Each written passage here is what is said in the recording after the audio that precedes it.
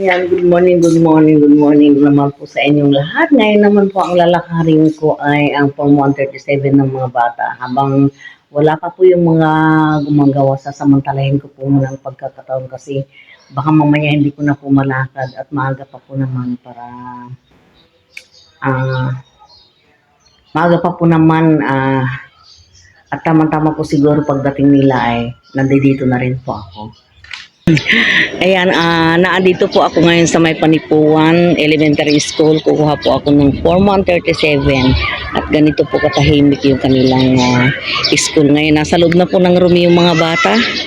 Ayan. Ito, doon naman po ang room ng anak ko. Is apo kong lalaki.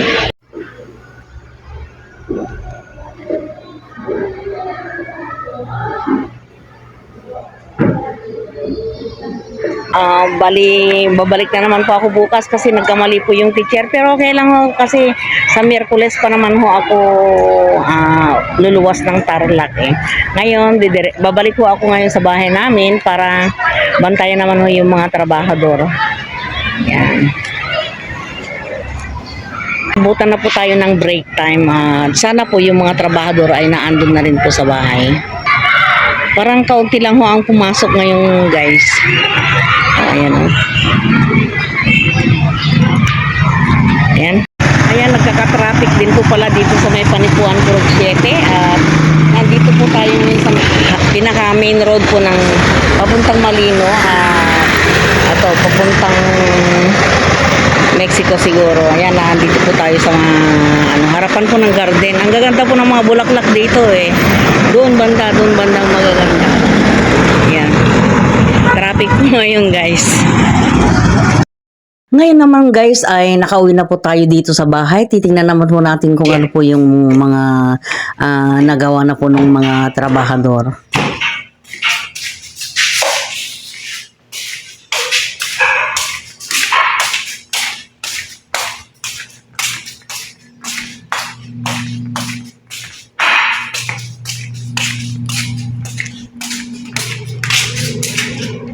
Nasaan ka ba? Ay, Diyos ko. Akala ko dito sa master. Oo.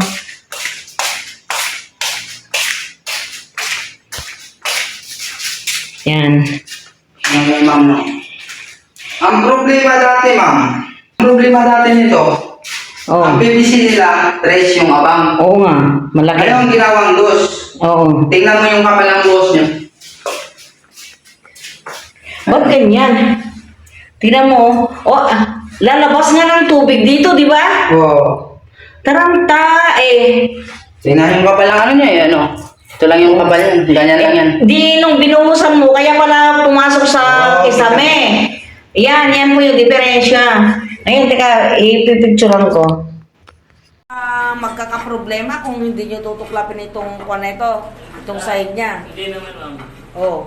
Kasi hindi naman upak yung inabutan niya eh.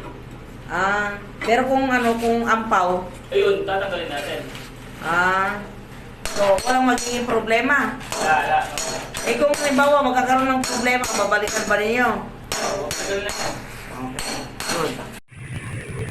Hindi na kinayanan ng trabahador ang puyat guys at pagod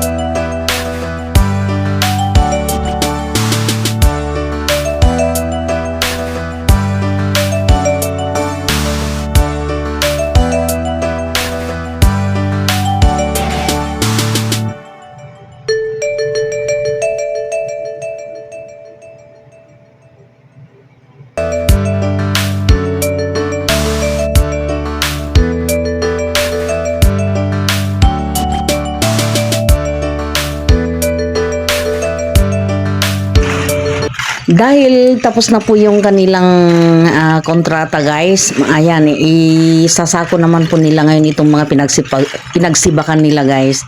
Bali, itatapon po nila sa bakanteng lote.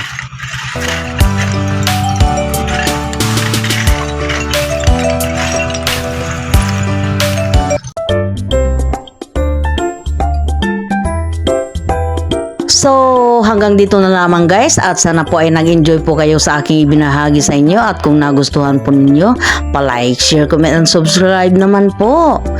Bye guys!